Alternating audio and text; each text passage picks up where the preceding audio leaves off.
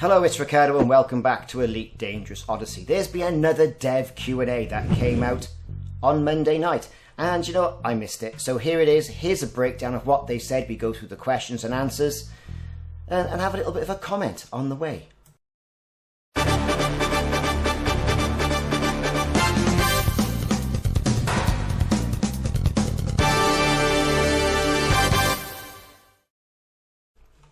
So yes, welcome back, and here is some Q&A on regards to what happened with the mission we saw, showcased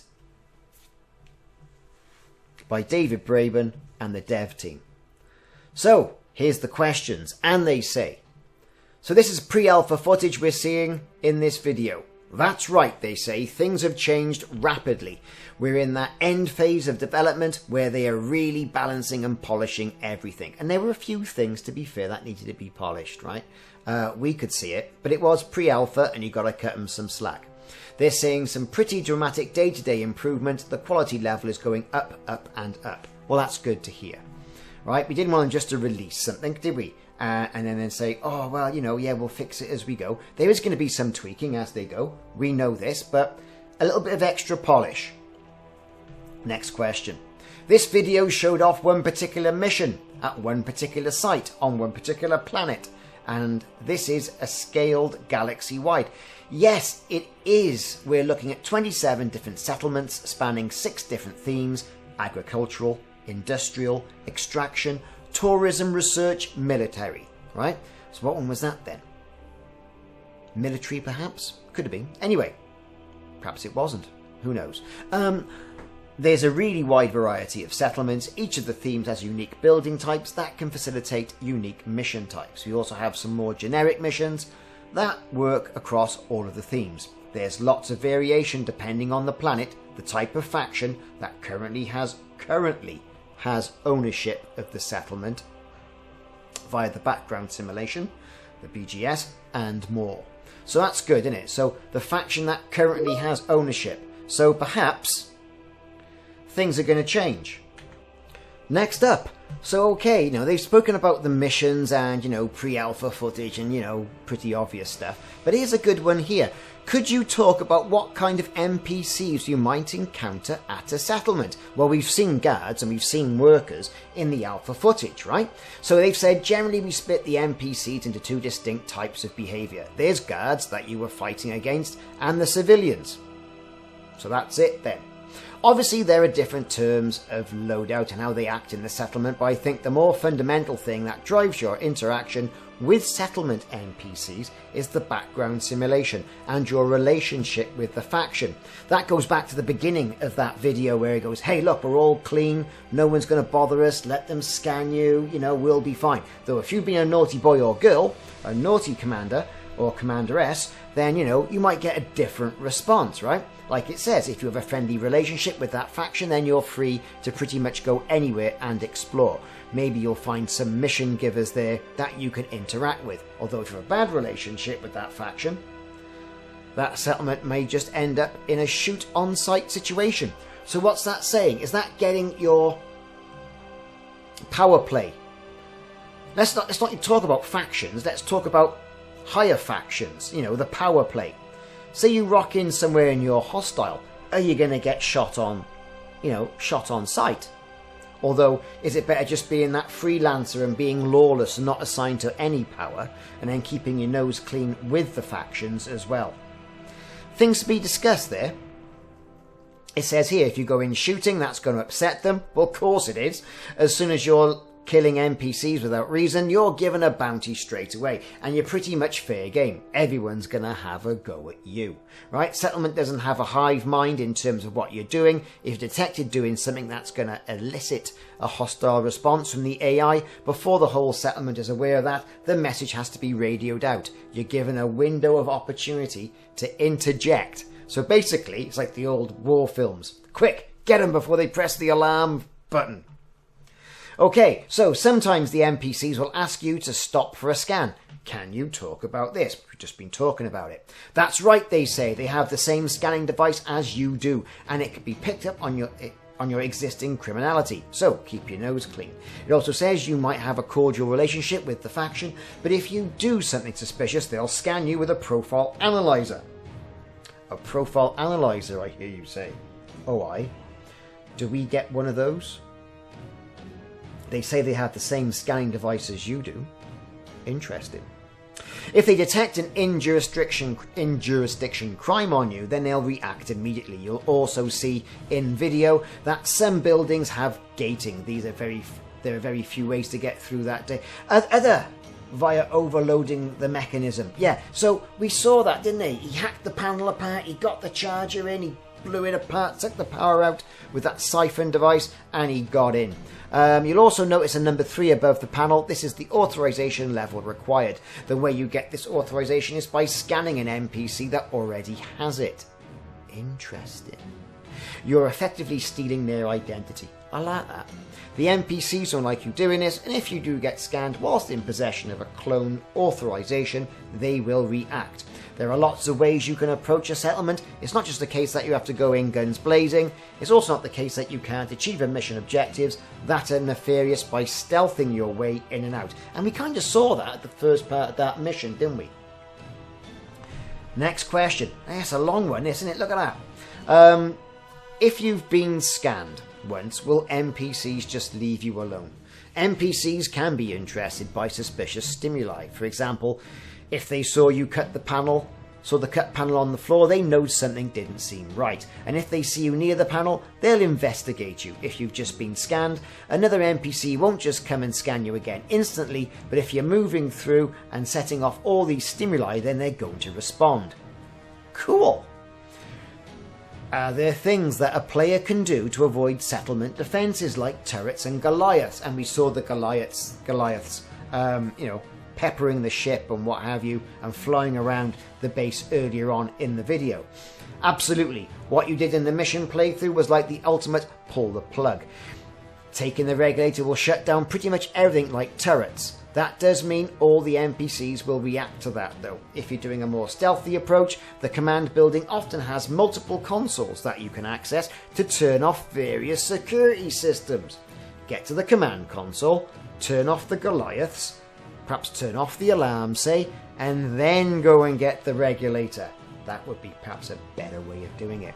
If you're patient, you can scan the AI, understand the patrol routes, and that might lead to where we saw all the footprints on the floor around the mission area. We saw that quite extensively. Apply some mods to your suit to make you more stealthy. What's that, a nice pair of slippers?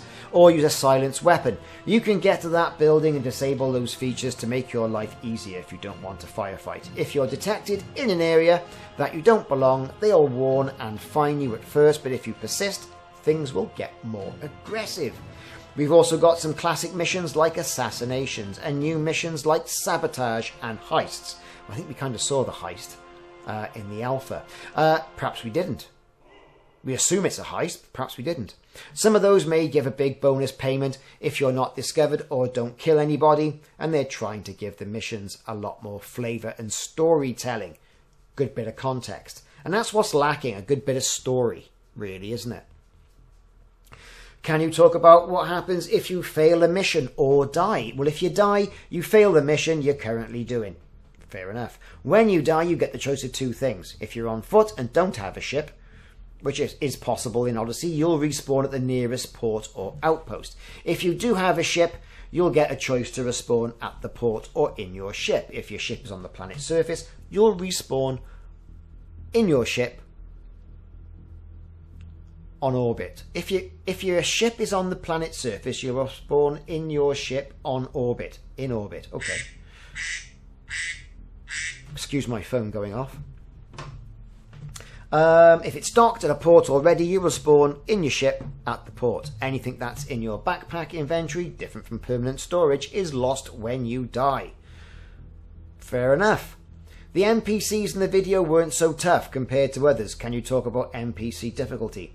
This relates to the classic time to kill question. The answer is incredibly variable, as it is all gear driven. If I have the worst gear against AI players with the best gear, they are going to have significant advantage over me. They're going to feel spongy, and I'll feel easy to them to kill for them. If we are on a level, then it's a lot different. In terms of AI, there's also behavioral elements, the combat that scale up when you fight a higher AI, including things like accuracy, dodging, and if you're doing difficult missions. You're going to get good rewards. Once you scan players or AI, you can tell exactly how powerful they are. And that's with that scanner we mentioned up there, the profile analyzer. Can you talk a bit more about the authorization levels in settlements? Yes, this is basically one of the ways we gate off areas from access. There's a consumable device in-game that's quite expensive, which overrides something that usually needs a certain authorization level. That must be that siphon. NPCs don't like seeing them, of course, but it's another way the player can move through settlements. It's about choice. If I'm on a relatively low playing mission, I don't want to use my expensive device, nor do I want to swap to my utility suit and use my cutter and other tools. Okay, so can you give us some more examples of mission types? An interesting one is the kind of inverse of what you did in the video. The settle may be in an offline state, and you may be tasked to go down, get into the reactor building, and put that settlement back in line. Some buildings might be on fire, so once it's online, you have to go to the building by building, depressurize, put fires out, and so on. That's a good idea. But there may be scavengers or other NPCs, perhaps those who took it offline, to make your job a little bit harder. Lots of information here, right? And you can tell we're really getting down to it. Look, I mean, 3 more to go. 4 more to go, 5 more to go. Okay, can you talk about the different suits in Odyssey? Yes, as you see in the video, players can take different roles depending on the suit they use. The tactical suit, for example, can carry 2 different weapons, which is unique to that suit. So you need to consider the best suit for the mission. There are different types of weapons in Odyssey. Could you tell us why a player might use them? Way back when they started prototyping the combat, it became clear to us early on that the ship combat has some really interesting combats behind it. So we basically stole them, integrated them into the normal stuff. The premise is that kinetic weapons are good against armor, lasers are good against shields, and plasma decent against both. But not quite as good as the other two. When it comes to choosing a loadout, you'll want to choose your weapons to be the most efficient. So you may want lasers to take out shields, and then kinetic to finish them off. So a bit like, you know, as we've seen on games like Halo, where the finishing shot with the big magnum is usually a key thing of what people do. For the getaway, we landed to the side of the settlement for a quick escape. There's been a small change in this, hasn't there? Yes, you can now automatically land on planet surfaces. It's hard to encapsulate all the changes in a few minutes of video. When players get hold of the alpha, that's what they'll really understand what they've done. So, auto land on planets. Okay, can you talk about suit management? There are different things that you can pull on the suit's power. There's the life support machine, things like shield, which is very power hungry when turned on, and some of the tools can use your suit power. Survival actually starts to become something when you need to become considerate in all certain situations. If you're at a settlement, however, there are areas where you can recharge your suit, but if you're out exploring, there's certainly a risk factor involved. Think about those first steps. Environmental factors can also have an effect on how hard your suit has to work to keep you alive. If you're in really extreme temperatures, you'll be taking physical damage. If you disembark somewhere on a planet with safe temperatures, but you can quite quickly end up somewhere where the temperature is much hotter and end up in danger. And then the final question on this long Q&A, and I've spoken myself hoarse here, about, Elite Dangerous Odyssey. Finally, how important is the upcoming alpha? Now, come on. Right. From their perspective, I'm interested in player feedback on the economy, how much a bounty is worth, for example. When players start playing it, they'll quickly establish where they need to tweak things. Do you know what? There's a lot of information on here. A lot of information. And they're right, they couldn't cover it all in a 5-minute alpha video. I particularly like the idea of the profile scanner, and that the siphon to get into certain areas is also an expensive add-on.